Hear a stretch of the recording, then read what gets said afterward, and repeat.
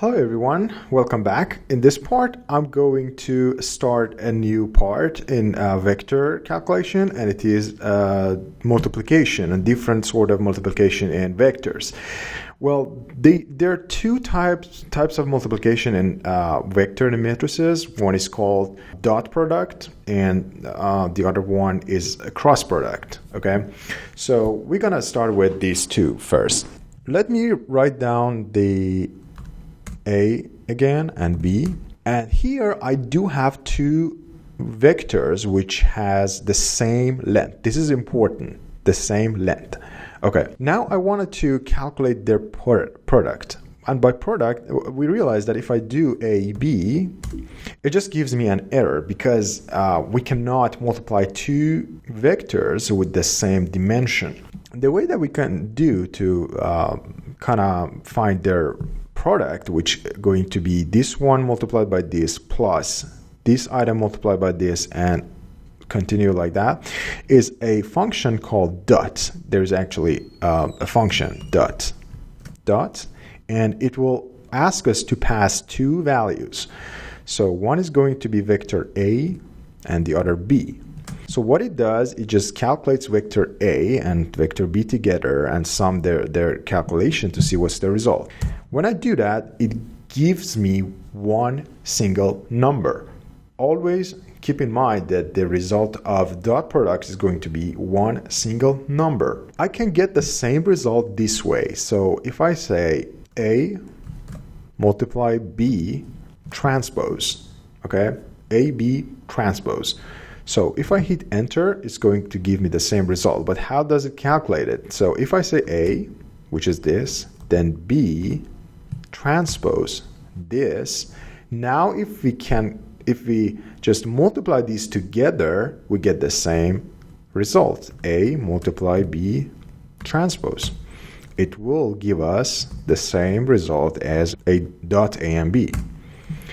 And it is really important. Okay, so let me clear the screen. Now I'm going to explain about the cross product. And as you know, cross and dot product, which is also known as a scalar product, are fundamental calculations and operations in engineering. And no matter what your field of engineering is, you will need this in your projects, homeworks, or research. Okay, so now we're going to talk about the cross product.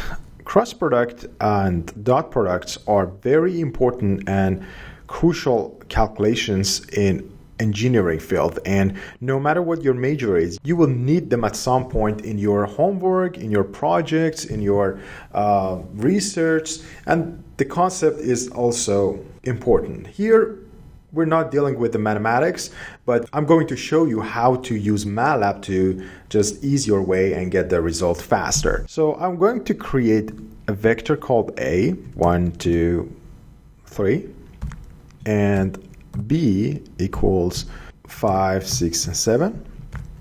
Okay, and what it does, oh, I forgot the sign again.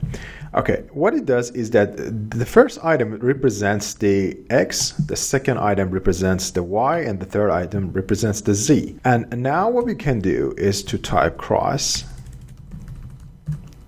and it will just give us a hint, A, and the second item is B. So what we're gonna do is multiply the cross product, use the cross product to do the A vector and B vector. And if I do that, you will see that a new vector is going to be created. So if I say, name it C equals the cross product of this, now a new vector is created.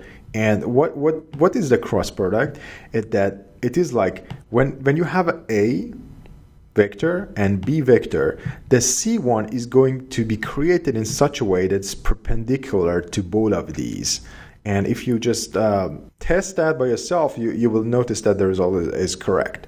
So this one is important when it comes to finding a vector which is perpendicular to both. There are a lot of applications for this. One of the most famous one is in a probability and estimation theory, where you want to find the vectors which are perpendicular to another vectors to reduce the estimation error, to minimize it as a mean estimation error. Please create some examples for yourself and just try to familiarize yourself with the concepts, with the engineering, with the mathematics behind it, so you feel comfortable when it comes to using them in real programs.